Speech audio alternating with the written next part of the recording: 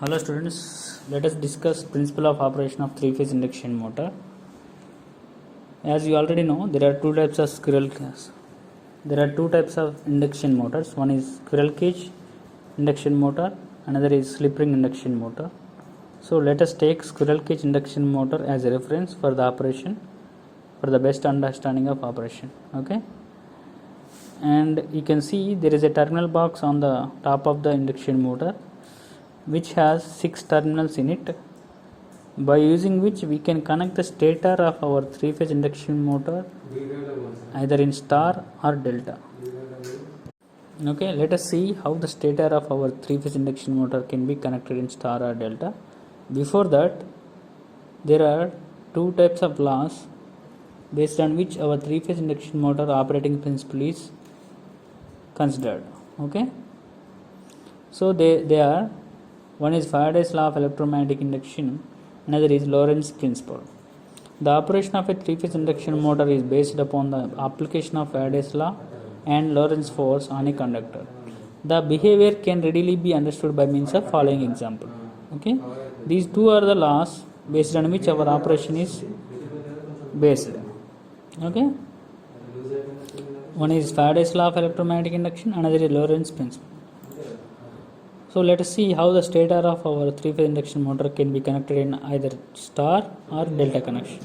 So you can see there are 6 terminals in the terminal box. They are U1, V1, W1.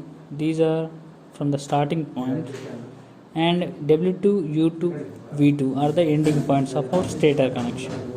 Okay, you can see the 3 phases red, yellow, blue, which are going into the stator winding and coming out of the stator winding to W2, U2, V2. This is our stator winding. So how can we connect these stator winding into star connection or delta connection? Let us see. Let us see how the stator is connected in delta connection first.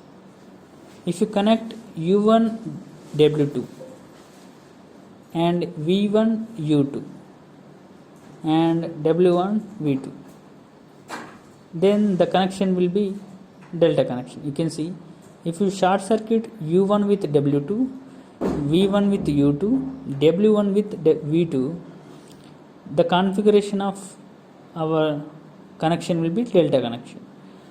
Or if you short circuit all the second terminals, that is W2, U2, V2, if you short circuit them, then the circuit connection will be star connection.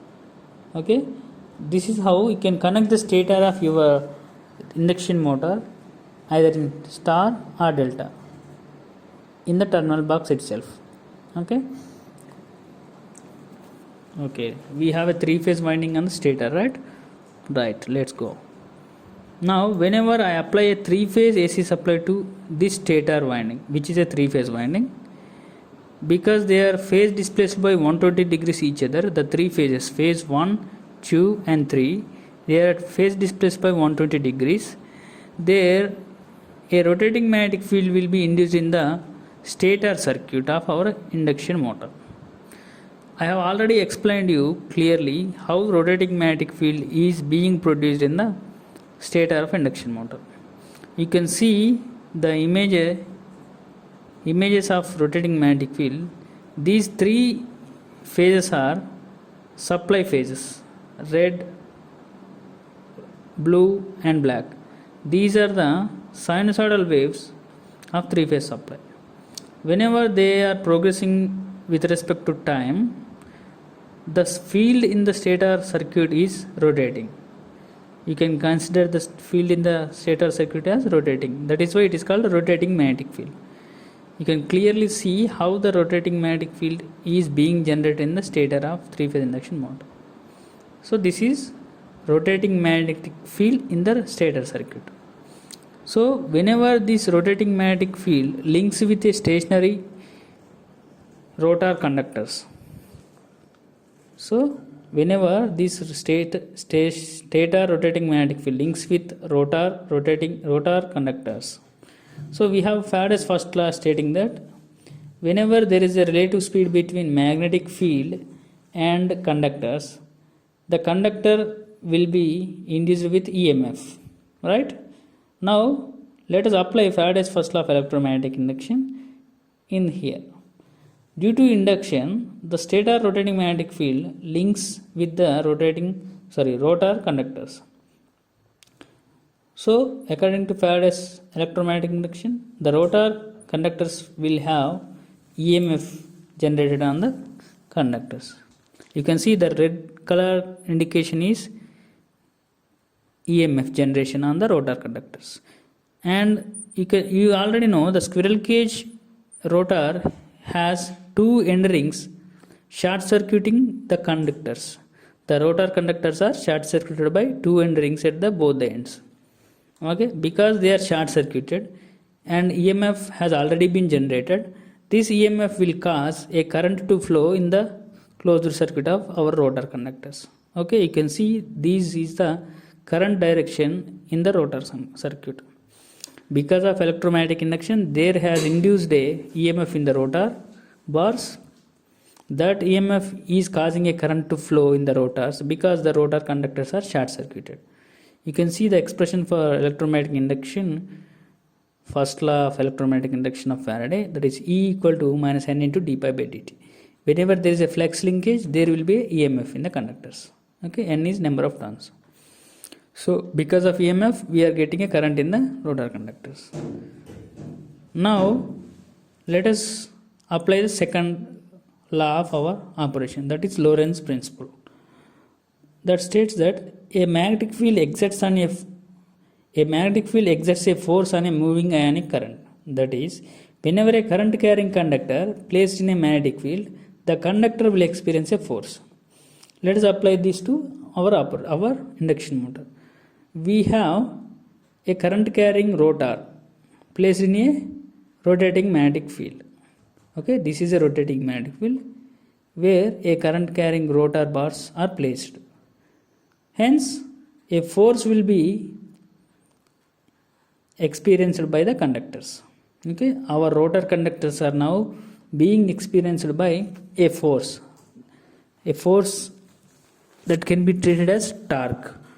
Torque is nothing but force into perpendicular distance. Torque is a twisting force. So we are having torque on the rotor conductors. That torque will rotate the rotor conductors. That means our rotor is now accelerated. Now it started rotating. Okay, this is how our induction motor starts. We have applied a 3-phase AC supply to our stator, which generates a rotating magnetic field on the stator winding. This rotating magnetic field linked with the rotor conductors by Faraday's laws of electromagnetic induction. Due to mutual induction, a EMF has been generated in the rotor conductors, that is given by the expression that is E equal to minus n into d pi by dt. Okay, whenever there is a change in flux linkage, there will be EMF generation in the conductors. That EMF will cause a current to flow in the conductors if the conductors are short circuited.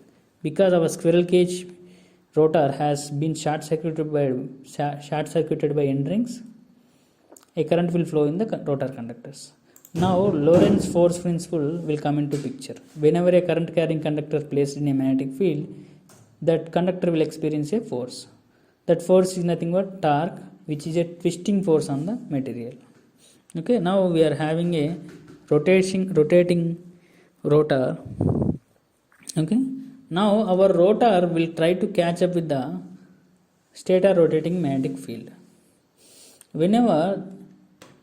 Once the rotor catches up with the rotating magnetic field, there will be no relative speed between stator magnetic field and the rotor. The whole idea is based on the Faraday's first law of induction, that is, whenever there is a relative speed between magnetic field and the conductor, then only EMF will be generated in the conductors. Once rotor catches up with the rotating magnetic field, there will be no Faraday's law of electromagnetic induction possible on the rotor, so there will be no EMF generated in the rotor. Since there is no EMF, there will be no current. Since there will be no current, there will be no Lorentz principle, that is, there will be no force on the motor. So there is no force, the rotor will try to decelerate. That rotor will try to comes to stop. Whenever it decelerates, whenever the rotor decelerates, then there will be a re-establishment of relative speed between magnetic field and the rotor. Because there is a relative speed, our Faraday's first law will satisfy the condition. Hence there will be EMF production, current, then there will be force on the conductor. Then our rotor will tries to rotate again. Okay, this is the process how our rotor will continuously rotates, and it cannot catch, it will never catch the speed of rotating magnetic field, that is nothing but synchronous speed. Okay, this is the operation of our induction motor. So this is a theory. You can see a three-phase AC supply is given to the stator of induction motor. As a result, there will be a stator rotating magnetic field. Since the rotor is stationary at starting, there is a relative speed between the stator rotating magnetic field and rotor. Therefore, the stator rotating magnetic field will link with the stationary rotor conductors.